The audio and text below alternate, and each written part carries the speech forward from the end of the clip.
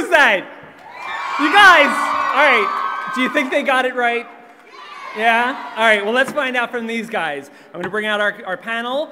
First, we have Isaiah Mustafa, who plays Luke Garraway. All right, Mr. Harry Shum Jr. playing Magnus Bane. Oh, it is getting loud in here. Matthew Daddario, Mr. Alec Lightwood. Miss Emerald Tubia, who plays Izzy Lightwood. Oh, yes, our Clary. Catherine McNamara. Mr. Dominic Sherwood, also known as Jace. Oh, again, let's get it loud for Simon Lewis, our Alberto Rosande. And now we have showrunner and executive producer Ed Decter. Executive producer and the director of the pilot episode, which you just saw part of, Mr. Mick G. And the one and only author, Cassandra Clare.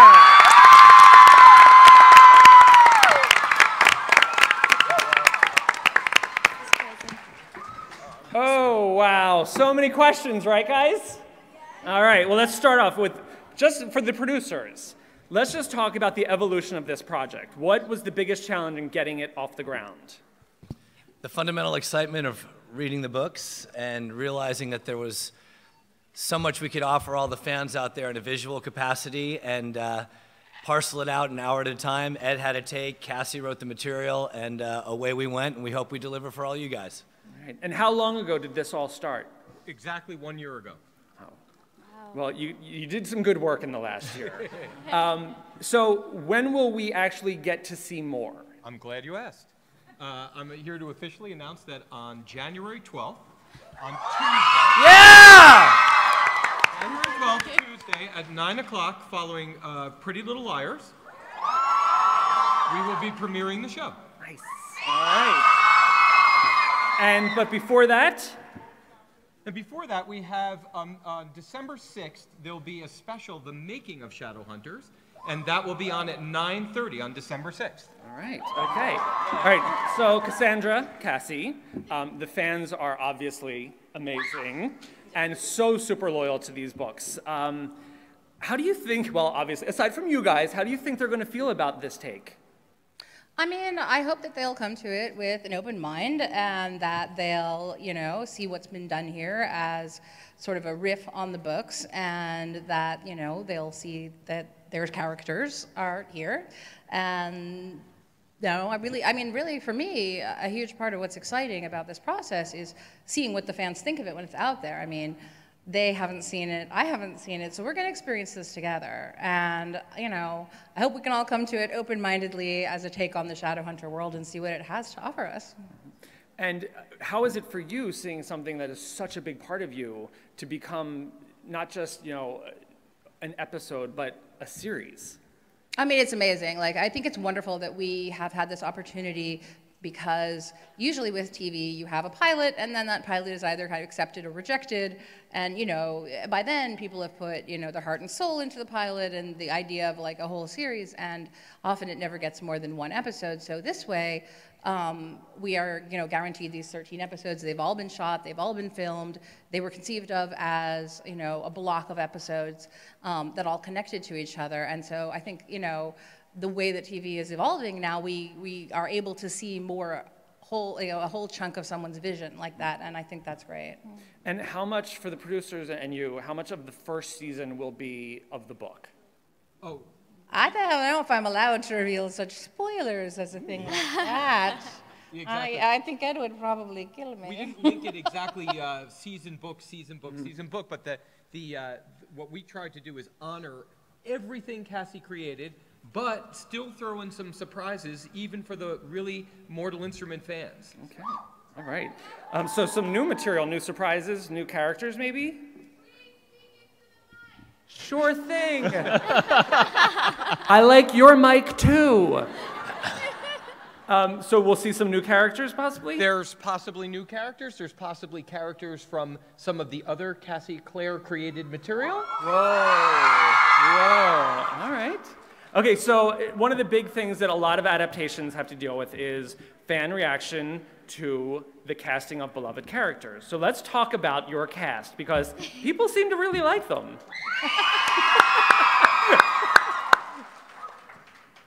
How did you put this picture together? Well, originally, I wrote the pilot for me and McGee to star in. And I was going to play Jace, he was going to play, he was going to play Simon. But somehow ABC Family didn't like that idea. And so we decided to cast these fairly attractive people over here. But I think it's fair to say it's an incredibly important responsibility, because you see what was done with the film. All due respect to the film, we all enjoyed it very much, and there's a great deal of personal involvement to it. Take it easy.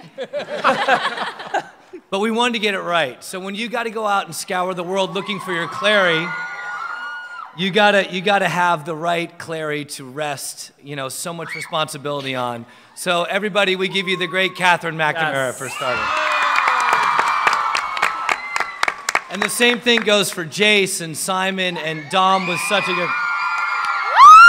And you'll be surprised to hear Dom's organic speaking voice, action Dom. I'm British. This is how I talk day to day. I'm British. I don't talk like. Right on. Yeah. And have you guys heard of this kid, Matthew Daddario? And Emerald, we are delighted to have you, and let's just say you're easy to look at, and you've done a great job representing Izzy, and I love it when your bracelet does what it does. Yep. Hi, Isaiah. How you doing? Oh, yeah. And last I checked, Harry Shum is no slouch. How about it for Harry Shum?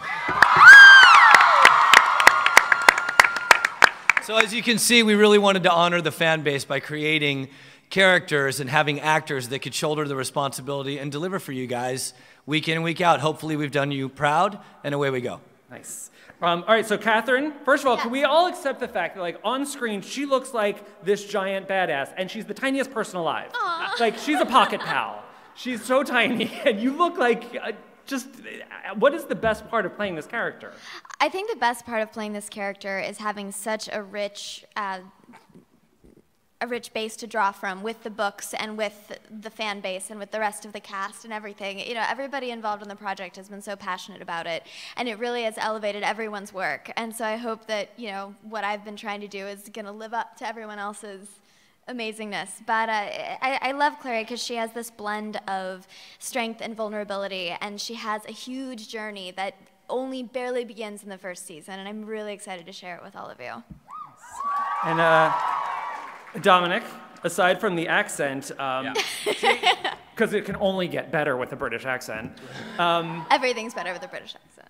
This guy is, we know this guy, but what are you bringing that is going to surprise viewers? Well, I mean, hopefully, having read the books and kind of the breakdown that we put together for the show, whenever you do a new version of something that has already been done once before in, let's say, the books or the movie or whatever it is, you have to, or in our opinion, we have to kind of refresh that and rejuvenate that with all of the wonderful stimulus that we've had before, and of course try and keep it as fresh as possible. So for me, the biggest thing that we kind of brought to Jace was his arrogance.